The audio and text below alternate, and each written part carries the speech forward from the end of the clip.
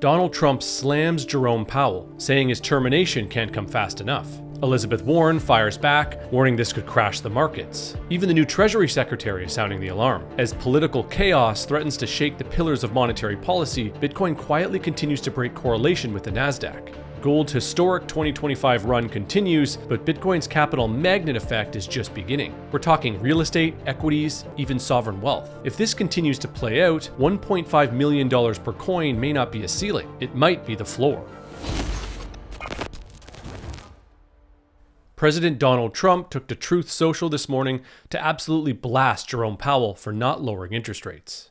In the post, Trump called the sitting Federal Reserve Chair too late and wrong, and even said his termination can't come fast enough. These remarks came after Powell's speech at the Economic Club of Chicago. I watched the speech so you don't have to, and here's the segment which I suspect set off Trump. The level of tariff increases announced so far is significantly larger than anticipated, and the same is likely to be true of the economic effects, which will include higher inflation and slower growth.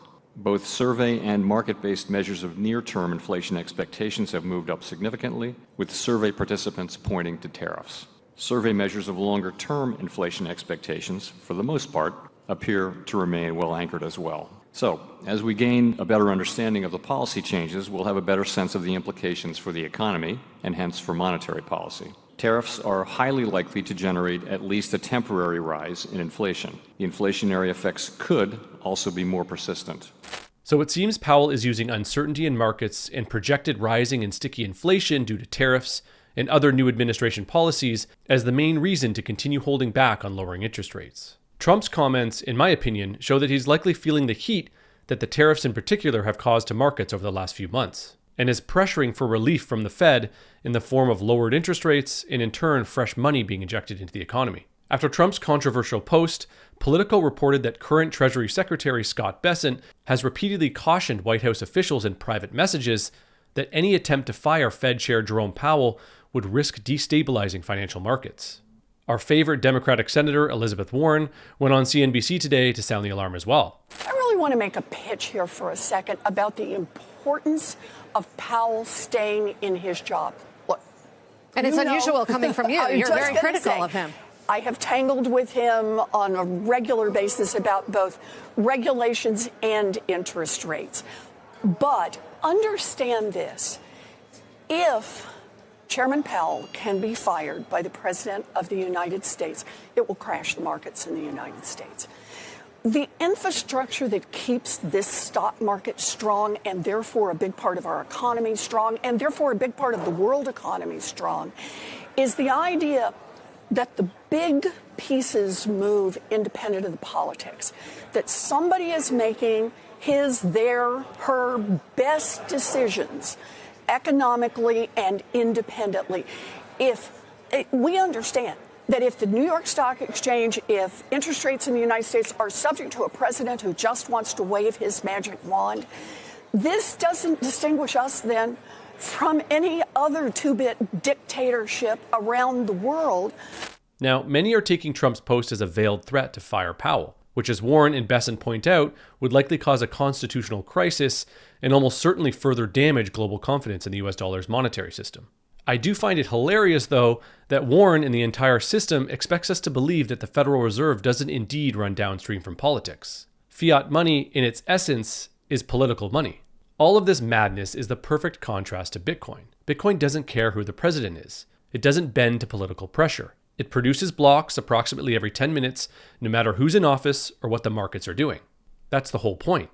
Bessent's and Warren's fears confirms the system is built on perception. If people believe the Fed is independent, markets function. But it's a fragile belief, easily shaken by one tweet or power move. Bitcoin's advantage is there is no chair to threaten, no central authority to remove. Bitcoin's protocol is the monetary policy. It's open, fixed, and predictable. The political monetary system is more and more glaringly not a stable and predictable system. It's a giant house of cards. In contrast, Bitcoin is the solid foundation of indestructible granite. And the market seems to be slowly getting this. Macro analyst Luke Groman showed this chart showing Bitcoin and Nasdaq correlation, saying BTC is starting to act more like an energy-linked neutral reserve asset and less like a levered NDX proxy. Let's watch. So in a world where the monetary order is unraveling, and Bitcoin is emerging as a strategic asset, BTC in DC provides a forum for open discussion about Bitcoin's role on the global financial stage and how public policy could help us shepherd in the Bitcoin era. Join influential figures like Michael Saylor, Adam Back, and Jeff Booth this September in Washington, D.C. to help shape the future of finance. Get your tickets today at btcindc.com and be a part of the conversation that could redefine the global economic landscape. And a quick shout out to Mara, the largest publicly traded Bitcoin miner, for supporting this show and for helping make Bitcoin the world's most decentralized and secure monetary network.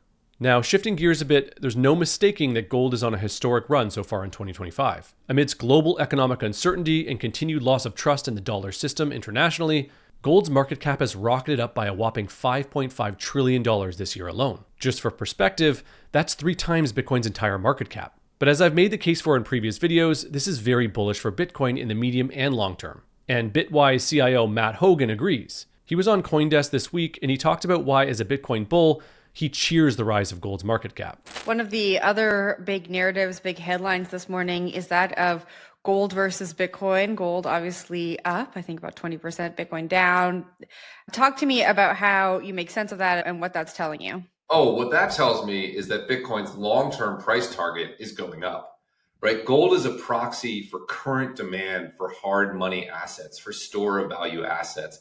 When I look at Bitcoin's addressable market, I assume it's going to match gold in about 5 to 10 years. So as gold's addressable market goes up, the long-term price target for Bitcoin goes up as well.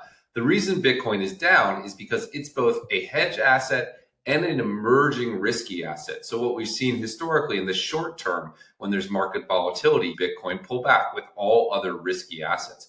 But in the long term, it catches up and then some. So every time gold sets a new all-time high, I cheer. It means that Bitcoin's ultimate all-time high is ticking up. It used to be 800,000. Now to match gold, maybe it's 1.1 million.